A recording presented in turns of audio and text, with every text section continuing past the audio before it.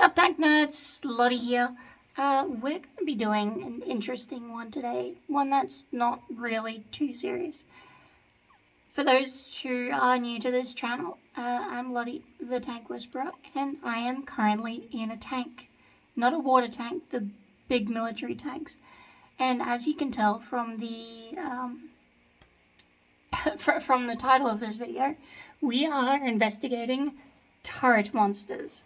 What are they, and why do we care? In the world of tanks, military tanks, of which I am sitting in one, the term is thrown around, maybe not as much as it used to be, or at least when I check on the online forums, no one really talks about turret monsters as much.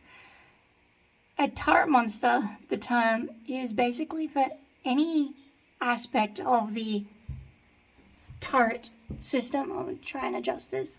Basically a term for any part of the turret system that can injure you, kill you, or maim you, or just be annoying. I have been called a turret monster before. I tend to think I'm more of a turret gremlin. I've removed the turret monster from this one just momentarily. You can never permanently get rid of one. If you have a turret, you have a turret monster. The size and scale of that monster is entirely up to what you're doing. The most common, and we'll get to this in a second, but while I've got this wonderful view, I'm lying down, by the way, doing wiring stuff, and it just sort of occurred to me that I might do this fun little video. The most common one is the turret basket or the turret floor chomping away at your legs. In this instance, the turret, you can see the turret ring just where my finger is pointing there.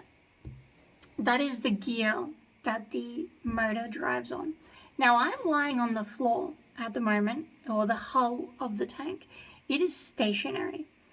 No matter what happens, this part of the tank will not move in relation to the engine or the driver or the tracks or anything. It may as well be like the bottom of your car. This thing next to me is part of the ammunition stowage on the turret. This one here is part of the commander's seat, and above me is the the gun basket, which catches all of the spent ammunition as it drops down. I'm actually where the turret basket should be. I've moved it around because I'm doing wiring. Again, I'll show you that. So I'm doing the wiring. That means I am actually underneath the breech of the gun. Ordinarily, big no-no. Except I've chopped the other side. You can't really see it. A couple of different reasons. One, the gun is actually pretty well balanced, and in fact I can lift the gun. Not the whole weight of the gun, but the way that it's balanced. Two, it's actually locked in its little in the gear spline on the front, so it is not connected electrically as of yet. I'll cover that in another video, specifically how this works. I know a few people are sort of like a bit scared. This gun does not operate in the elevation way like you would be accustomed to. There is hand traverse and there's an electronic traverse. If it's in hand traverse, which it is right now, the gun is fixed to that hand wheel and it won't move at all. The only way this is going to fall on top of me is if the breech falls off. And quite frankly, if the breech falls off, yeah, nothing really you can do about that. But yes, I am quite safe where I am. As we were getting back to the point, these two things next to me, when the turret is in motion, rotating, they move around. So if I was sitting here, I would probably not have a great day. It would be very, very painful.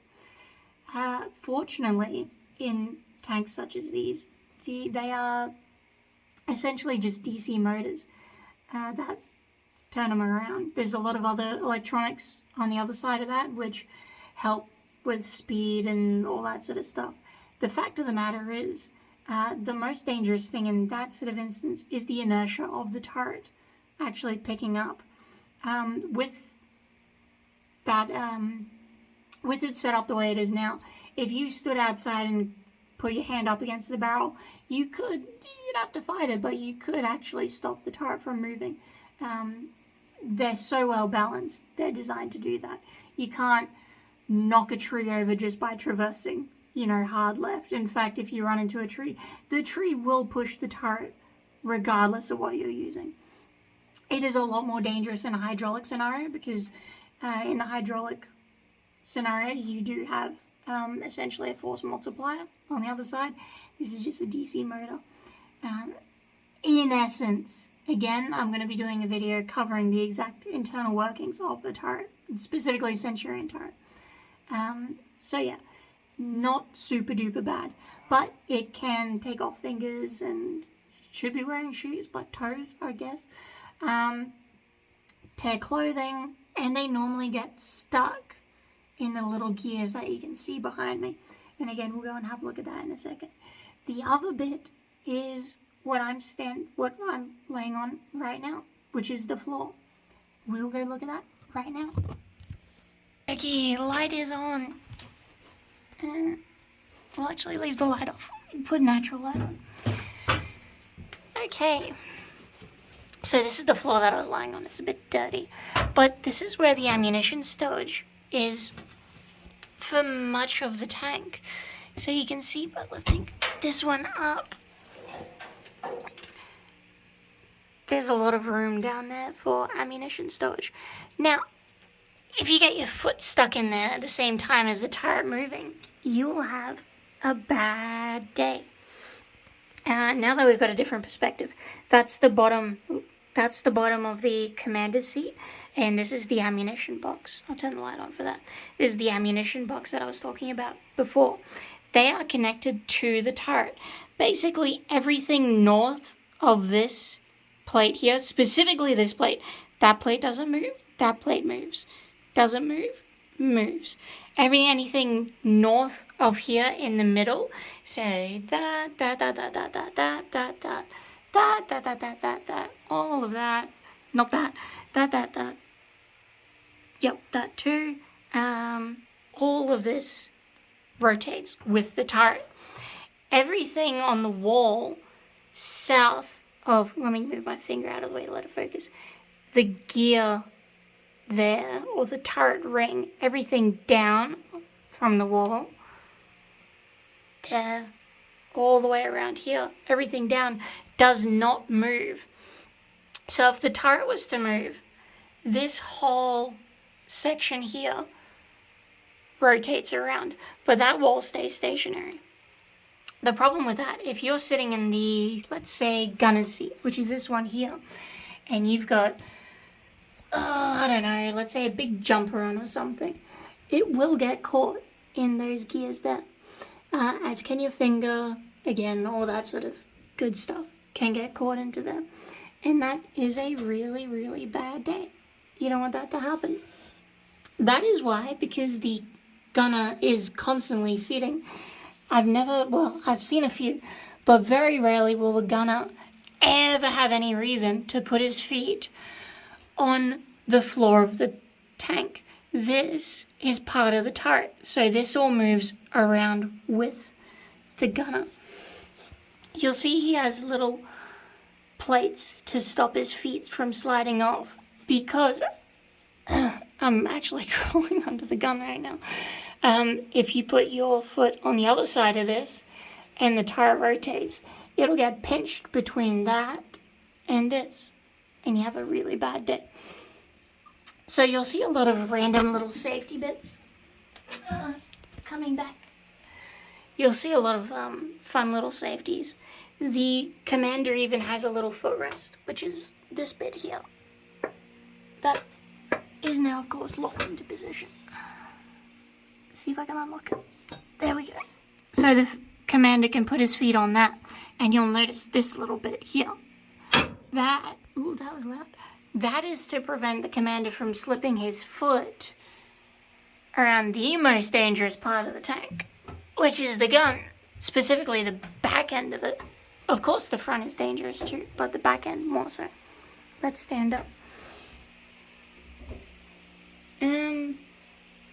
Let's do it from the commander's side. I'll try and crawl out of this. Oh my god, daylight. Crawling over.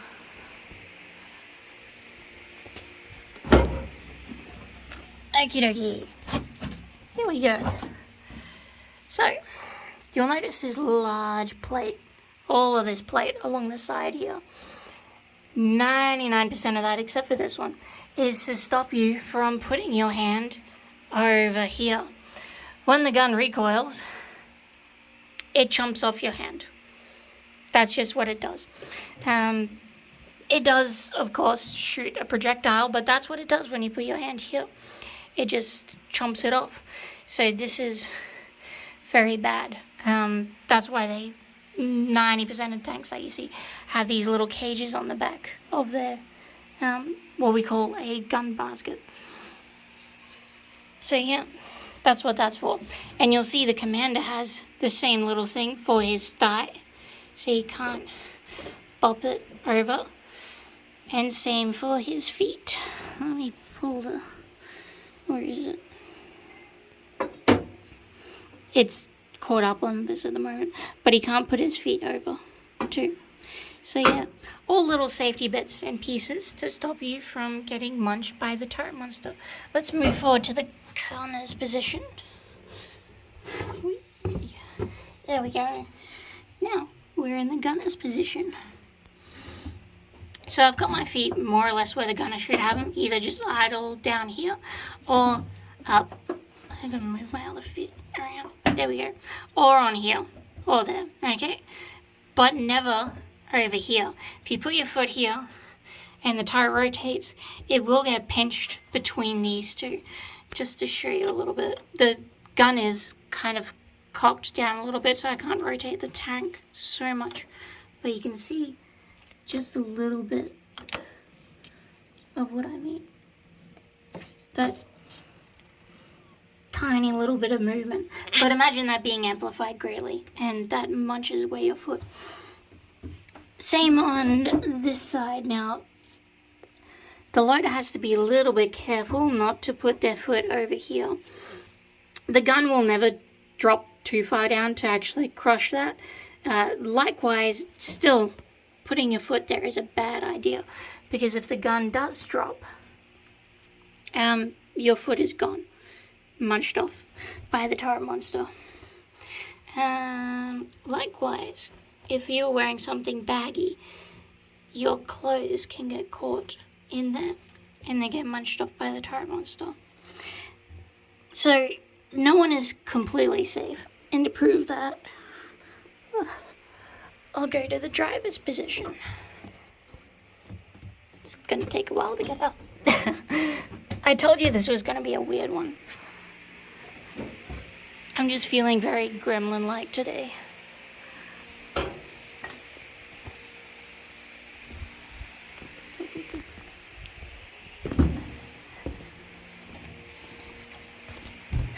And here we are on the driver's position. I'm actually gonna go in backwards because we don't want to look at the front, we want to look at the back. And here we are. So you'll recognize this from the start of the video. I was lying there with my little cushion. That was the commander's seat, and there's the ammunition rack. And here is the back of the gunner's seat. You can see the edge of the turret basket, Centurions don't have a full turret basket, as you will know. They've got a gun basket that comes down, which again I've tied up. But you can essentially think of this as the edge of the turret basket. Anything further into the tank than that will get munched off by the by the tire monster. I'm talking into the seat at the moment. Oh my god. So yeah, if I stick my hand here, you get munched off by the tire monster. And then we've got all of the other ammunition stowage bits and pieces. So what does this mean for... I'm just lowering the seat. Oh, there we go. What does it mean for all this stuff that I'm working on? And this is what brought it up. As I was installing this, I found out that it misses the tire basket, that bit there, by about that much, which really isn't a lot. But if it did come back anymore, it would get munched on by the tire monster. Oh, it's really dark. Hopefully it adjusts. Can't really see me. I'm gonna back out a little bit.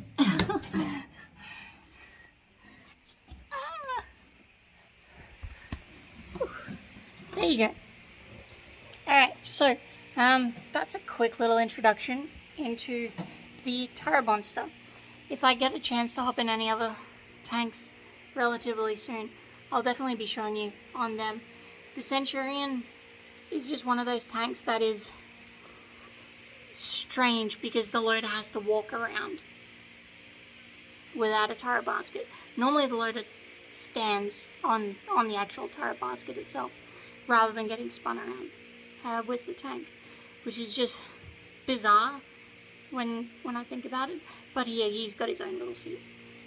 So yeah, it's a fun, silly little one. We were gonna do the timing on the engine today, just ran out of time to do all of that and film it, so we'll probably do that tomorrow. Still not sure if I'm going to do full uploads every day or every other day. I'm just trialing every other day for a little bit, and we'll see how it goes. So, I'm Lottie. Enjoy your rest of your week, and I will see you on the next one. Bye!